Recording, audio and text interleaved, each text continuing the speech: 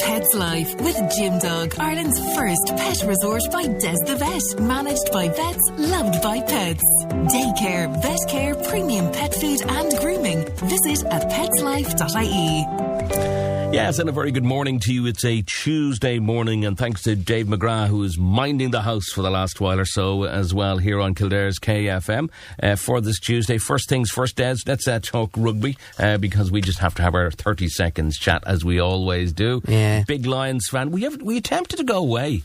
Sometime. It's on my bucket list in life to get to a Lions tour sometime. Yeah. And my youngest lad, Tom, and I, we have that in common, the love of rugby. So something we'll do together someday is go on a Lions tour and or a Rugby World Cup. Yeah. It's on the list. Yeah, absolutely. Love to. So looking forward to this Saturday. First test between the Lions and Australia, and I suppose it'll be an Irish-dominated team. I would say so in the first one. They were expecting about 7 in the team. And we had a great old chat about who'd be, what number 10s would be brought, and I backed Owen Farrell to end up on the tour. Yeah. And there you go, there he is. I also was saying to myself, by the time second test comes along, he'll be on the bench. He won't start, but he'll be on the bench. Yeah, I think so. Yeah, I think he's too versatile. He can play in any of the back row positions, even further on. But it'll be an Irish-dominated team this week. I think so, but I think that's just like what Gatlin did as well for the years. He did exactly the same thing. If Wales had a good season previously, he'll put in the people that he knows. Did remember all those great Welsh players that won the Tour Series one year? Yeah, it was just 2005. Mad. Yeah, 2005. It wasn't 2005. 2005 they got hammered by. Wasn't 2005. 2005 was the one that got hammered by New Zealand. That was the one. O'Driscoll got injured. Remember Paul O'Connell captained the next one? Yeah. And he was a back row partner with the Welsh guy, Alan Wynne-Jones. That's right. That's the tour they won. Yeah, I think so, And they won the Australian one as well. They should win this one too. They should. They drew the last one, Anyway, let's turn our attentions to matters at hand, and it's your animals today. And if you have a question for Des, give us a shout on that regarding your cat or your dog. But today we are concentrating on cat diseases and what can I catch from a cat, which I think is a good opening question in the greater things. But what can you catch from a cat, Des? Yeah, loads of things, you see. Continuing the feline flavour. It's great to be a cat owner and to have the joy and the companionship of a nice, healthy cat in the house, and they can be great fun. We've often said that cat friendliness and cat socialisation, it's on a kind of a spectrum. Some of them are more independent, more solitary and less social and less friendly, but lots of cats can bond very well with their owners and can be great company, and they can be almost like dogs in the way that they relate to people and socialise. Yeah. And a lot of it is about trust and time and spending time with the animal and giving them a good quality of life in the house so that they're happy. Yeah. And so that said, you still have to be really careful about diseases, because one of the things I'm always banging on about is that we can't be complacent about the fact that they're part of the animal kingdom and we're not animals, we're separate species, and there's a danger and a risk in that. So there are lots of diseases that you can catch from your cat, even the healthy ones. And are you more prone to catch those type of diseases in the summertime where they're off hunting, they're off doing stuff, and or does that make a difference whatsoever? No, that doesn't make a difference. You're more prone to catch things off your cats if you don't do the routine health preventative things with the cat or dog properly yourself, number one. Number two, if you didn't grow up with cats, you're more at risk of catching things from them later as an adult, right? Number three, children are more at risk of catching things than human adults. Yeah. And immunocompromised elderly or sick people are more at risk of catching things from either cats or dogs. Yeah, that makes sense as well. So this is the whole human health risk end of things. And now the World Health Organization, they have this concept called One Health, and you'll see loads of posters everywhere, medical centres, and One Health, it's a whole new brand, and it's to get the idea into people's heads that we're all interlinked in the world. Yeah. And the environment affects us, the way we use drugs ourselves affects us, the way farmers use drugs affects us, animals and humans share the world together, and we have to have a kind of a vested interest in making sure that the animal kingdom, the environment and ourselves are all managed correctly. Okay, I've said to you before that the one thing that I always notice, the difference between cats and dogs is that I always use the analogy that dogs, we kind of are preventative measures, where with cats it's reactive measures. Yeah. I think that's a fair comment, because most people don't say, let's bring the cat off for a checkup. No. Let's get the cat examined and get his routine checked and his bloods and all this type of thing. People don't do that. They don't do it enough. They don't do it enough, and that means that because cats are secretive and furtive and independent and solitary and live outdoors more than indoors, particularly in the Irish context, it means when they often come to vets with a noticeable problem, they're very sick by the time they get to us. Yeah. That is a problem. Yeah. So to really promote to people, get it into your heads about preventative measures and regular checkups for cats, because if you have a house cat, you have to do as much for that house cat in terms of disease prevention as you would if you had a house dog. So you know the way with dogs, there's all the pounds are all doing well. They're being maintained. They're being looked after. There seems to be an awful lot of effort put in with the KWSPCA in terms of managing dogs straight and all that, all that type of thing. Yeah. What is the case with cats, and is it just a case that cats are just rounded up? I mean, because cats wouldn't be something that you could keep in a cage a long time, could? Yeah, so stray cat management, they come at it from a different angle. The KWSPCA, for instance, I work closely with them on the cat side, and they have a whole kind of a cat strategy, which is called TNR, Trap, Neuter, Release. Yeah. So with stray dogs, you have to round them up, socialise them, rehabilitate them, rehome them. You don't release them. You don't release them again. But with cats, you trap them, you do the health checks on them and neuter them and vaccinate them maybe and deworm them. Particularly neutering is vital. And then you release them again, because they can live and survive in the wild, and their welfare is fine in the wild once the basics are done initially, and they don't interfere too much with society. Okay, that's a fair point. Do people, when they re-release them back into the environment, do they send them back to general area where they came from? Sometimes. Right, because, I mean, you know, cats are solitary. They're used to where they live. They like their location. Yeah, they like the location. So would they get stressed out if you dump a cat in sorry, I don't mean to use that language. I know, release. Yeah. Okay, so what'll happen is if they're nice and they're fairly tame and they'll make a decision on it. They'll decide, this is a lovely kitten and he's friendly, let's find him a home. Versus, this is a 1.5-year-old male and we've just neutered him and he's feral. So we're going to put him back. That makes sense. Yeah, that definitely That's the way it makes goes. sense. Yeah, that would make sense as well. Okay, so let's return to the matters at hand. So cat diseases, cat problems, cat issues. Yeah, simple thing. They have a bacteria in their saliva and they transmit it to their nails and claws by licking and cleaning themselves, and it's called Bartonella. Yeah. And if you're scratched by even your own cat, if you're immunocompromised, a very young child, pregnant person and so on, right, lady? So you can get this Bartonella infection and it can cause cat scratch disease. That'll manifest itself as a sore, swollen, inflamed, infected arm first. Yeah. And it can actually go into the bloodstream and cause a septicemia and can cause serious illness. Okay. So there is a thing of cat scratch disease. So even a scratch or a bite from even your own cat needs to be cleaned and washed properly and seek medical attention. Didn't know that. Cat scratch disease can be really serious. Okay. Yeah. Then there's another bacteria called Pasteurella. If you were actually bitten by a cat, particularly by a wild cat, Pasteurella is in their mouth. Yeah. It's a horrible, nasty bacteria, and it's across multiple species. Pasteurella causes fatal disease in sheep and goats, for instance. And cats have Pasteurella in their mouth. A cat bite can, again, be almost fatal. It can cause a very serious infection, resulting in septicemia to an affected person who's bitten by a cat. That's how serious it can be. Okay, right. Jean was on. She just wants to say, we have 2 cats from the same litter. One lives in, one lives out. Any particular reason why?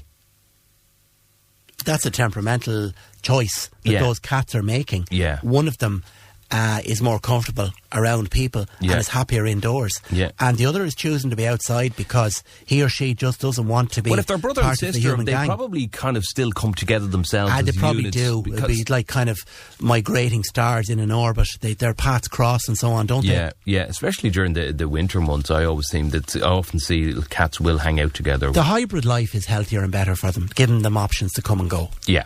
If you can do it that way. Our cat does that. Does what he likes, basically. Does what he likes, yeah. Does what he likes. The neighbour's cat is different. The neighbours are on holidays now at the moment, and we were asked to feed the cat.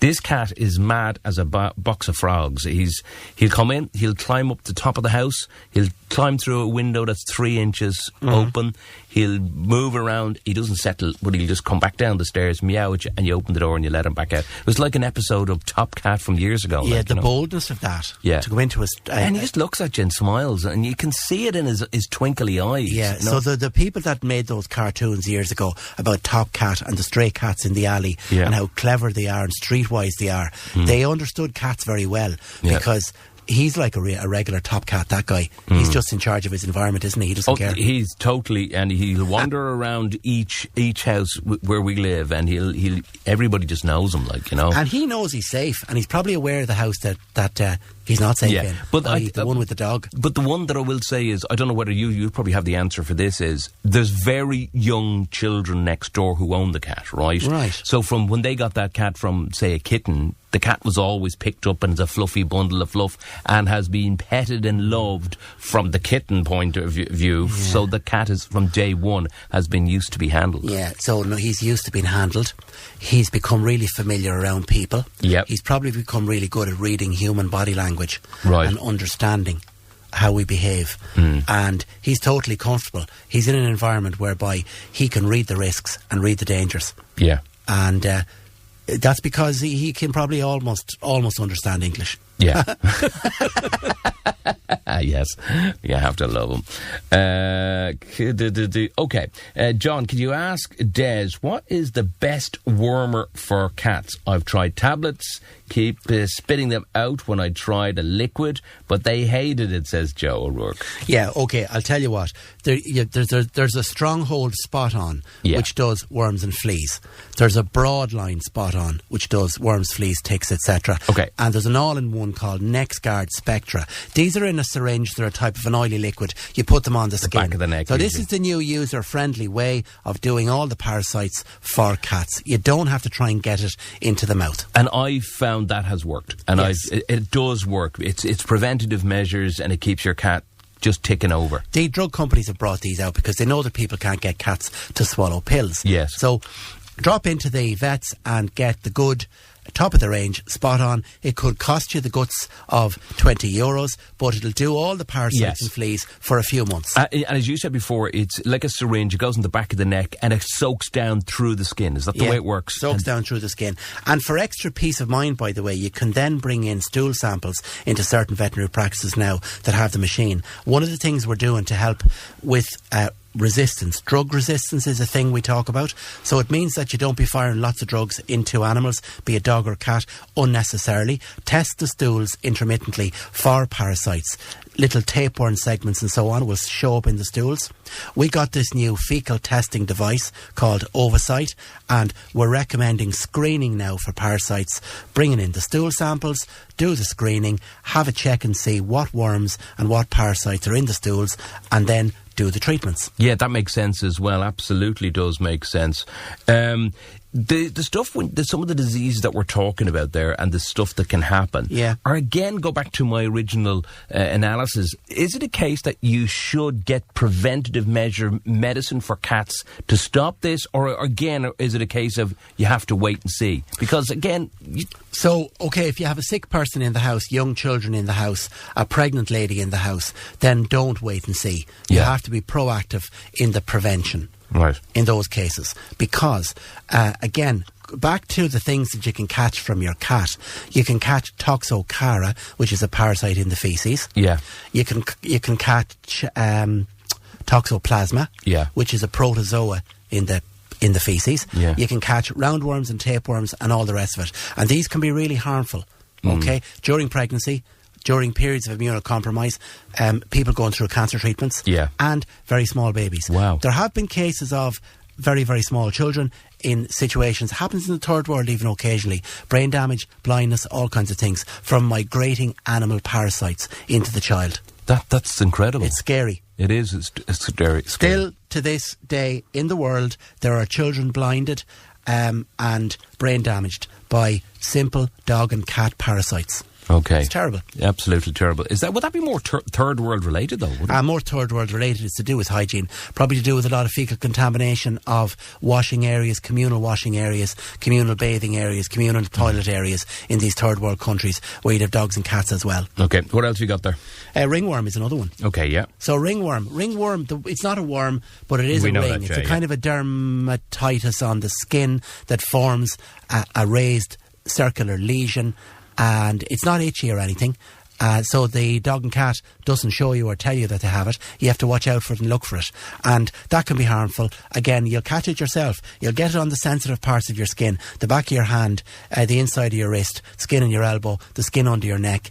And you'll have to go to the doctor and get a cream for it. Yeah. Again, that's something just to watch out for. Hunting cats, hunting kittens would be more at risk of that. And cats and kittens in stable yards and farmyards would be at risk of it. Okay. Keep coming. By the way, there's another one. Just have to pop one in. She said she's heading off. Could you answer the following question for me? Paula, we will do that for you. You're out in Kilcock at the moment. Can you give the cats and the dogs in our household the same type of spot on?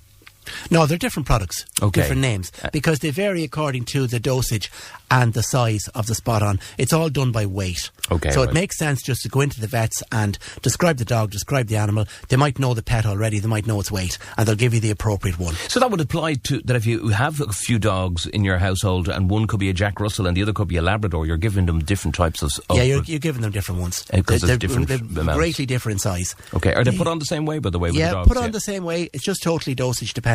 Okay. Yeah. By the way, another one there, avian influenza. This is really topical because people in the poultry industry are on high alert about avian influenza, and people that keep an eye on endangered species of birds and so on are on high alert about avian influenza. And one of the things that has actually happened is that cats which hunt, or cats which unfortunately are fed raw food. Yeah. Cats have died from avian influenza, right. And cats have given avian influenza to people. Cats are really hardy, they have a very strong, tough immune system, but they are a reservoir of disease. Yeah. And when they bite or scratch, they can transmit diseases that they're carrying from other species. They can transmit them to people. Yeah. People in the States have died of avian influenza that they have caught from their own cat. Okay. Not even from the wild bird. So, people, I would say, don't handle wild or injured birds, and the HSE actually have a circular out about it advising people not to handle, to keep away from wild birds, because of the risk of avian influenza. So sick or injured wild birds, don't handle them. Call the relevant authorities instead and ask advice, and don't encourage your cats to be hunting wild birds and dragging them in around the place, because the risk of avian influenza coming in and onto your premises and onto your property, that risk is quite high. Yeah. Okay. Paul O'Mara was on. He says he wants to know about his cat is licking his left paw continuously. He's not limping, not doing anything, but he just seems to be constantly licking at it, as in getting the tongue between the toes. Yeah, that's probably a dermatitis, a grass mites allergy, something to that effect. Again, a parasite treatment might do the trick there, but that's more or less what I characterise as an allergic dermatitis. There's an itch there. Mm-hmm. And that paw is painful or itchy. That's why the cat is licking it. So probably would be a good idea to get a vet to have a look at the paw and see, is it a parasitic infection or is it an allergy? Okay, right, dog question coming up. We'll go back to the cats in a moment. My dog was recently diagnosed with diabetes. Her diet had to change and she was going great eating the diabetic food. But in the last few days, she's getting a lot more fussy and pickier, and any trick to get her to eat it, as I know after her injection she needs her food or her levels will drop too far. She's wearing a sensor at the minute, says Maria in Newbridge. Yeah, Maria, just reduce the amount you're feeding the dog for a little while. So her appetite is dropping. It's probably, so the first question is she on the correct dosage of insulin? The insulin dosage, if she's a recently diagnosed diabetic, the insulin dosage could vary, might need to be adjusted. You need to chat to your vet about whether the insulin dosage needs to be adjusted. That's the first thing. Second thing is regards the diabetic food. Do not change her off that diabetic food, because her regulation depends on that food staying the same. Don't change her off that prescription diet. To get her back eating the prescription diet and the correct amount, simply reduce the amount you're giving the dog again. Reduce the amount so that the dog's hunger and appetite returns. The recent weather we've had has made any dog, all dogs, less hungry. They're eating less anyway. So you need to just make her hungry again by giving her a bit less so that she gets back onto that diet. That makes sense as well. Keep them coming. All right, don't forget, if we didn't get to your question today, we'll do it next week. And don't forget, we will be podcasting this episode. Her dose has been adjusted recently, says Maria. Upwards or downwards? Upwards or downwards, Maria. Yeah. If you can adjust, or maybe you don't know, maybe the vet just adjusted it. But if you do know, just throw it back into the WhatsApp. You see, that being the case, the recommended amount of the diet might also need to be adjusted. Okay. So if she's on a bit less insulin, you'd need to feed her a bit less. That was my next question. So obviously the adjustment means accordingly. Yeah, you adjust both accordingly. Yeah, okay, right, fair enough. Her dose has been adjusted recently downwards. Downwards, so she probably might need to eat a little bit less. Yeah, okay. Yeah, so and maybe weight loss might be part of the treatment regime. A lot of these diabetics, they start off early on, they're a bit overweight, and as they lose a little bit of weight, they eat a bit less and they need a bit less. Is it age-related, diabetes? Yeah. So kind of. It crops up between 2 and 4. Right, okay. That's the congenital form. Yeah. Now, if they're getting an acquired form, which often is tied in with kidney disease, that'll come later. That'll come 10-ish. Okay, 9, right, 10-ish fair enough. With kidney disease, yeah. Okay, right, fair enough. And to wrap up with the cats? Wrap up with the cats, believe it or not, rabies is another one. Is luckily, luckily enough now, we're still rabies free officially. Yeah. But people going on holidays, don't handle cats abroad. Yeah. Don't. Stay away from cats and dogs. If you're in Zakynthos on your holidays, don't feel sorry for the strays, be it the dog or cat, because lots of those countries have endemic rabies. Okay. Lucky enough, we don't. Okay, right, fair enough. Before we wrap it up, Des, I just want to talk to you about zoo time and all. It's summer months and everything else. Great opportunity to go there. Have you been keeping an eye on what's going on in the zoo? Yeah, I went to the zoo with my son James last Sunday with a lovely half day, early part of the day there. It's fantastic. There's lots of new exhibits in Dublin Zoo. They've got these fantastic animatronic dinosaur exhibits and bits of history and ancient history. So those spaces in the zoo along the walkways where there's gaps between you're on your way to the zebras having come from the hippo or whatever, lots of those gaps are filled in with lovely dinosaur exhibits. Brilliant. There's more and more to see in the zoo. It's a great place to visit. It's something that we might do for the rest of the summer, just do a zoo watch. I'll tell you what, we could spend a whole morning talking about the zoo. I did some lovely videos and chats with the zebras and the giraffes. Yeah. I had a great one there. Yeah. Yeah. Fabulous. I can imagine, Yeah. The elephants. Yeah. 3 lovely elephants there too. There's lovely red brick buildings there, which in the 19th century there were lizard houses and bird houses, and in those lovely red brick houses now they have exhibits, kind of museum centres where there's skeletons and information pieces. So every corner of the zoo has got something interesting to look at and see, be it history or current nature or past nature. It's fantastic. The lions, the Asian lions, are fantastic. The wolves are fantastic. There's a species of tiger there.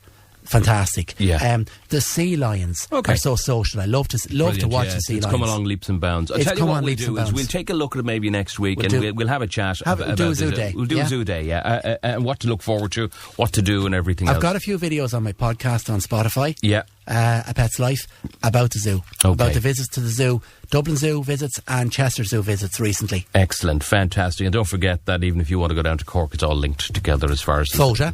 Yeah, absolutely. Anyway, we'll do that. I think that is... Oh, by the way, just to let you know, she is 10, recently got pancreatic, I presume. And pancreatitis. And that's how they found the diabetes. She's a Bichon Cross Yorkie. Yeah, so a little bit of weight loss and eating a bit less would be a good thing. Okay, very good. Okay, we'll talk more in detail. Don't forget, we'll be podcasting this a little bit later on this afternoon. Thank you, Des. Thanks, John. It's a Pet's Life with Jim Dog, Ireland's first pet resort by Des the Vet. Managed by vets, loved by pets. Daycare, vet care, premium pet food and grooming. Visit at petslife.ie.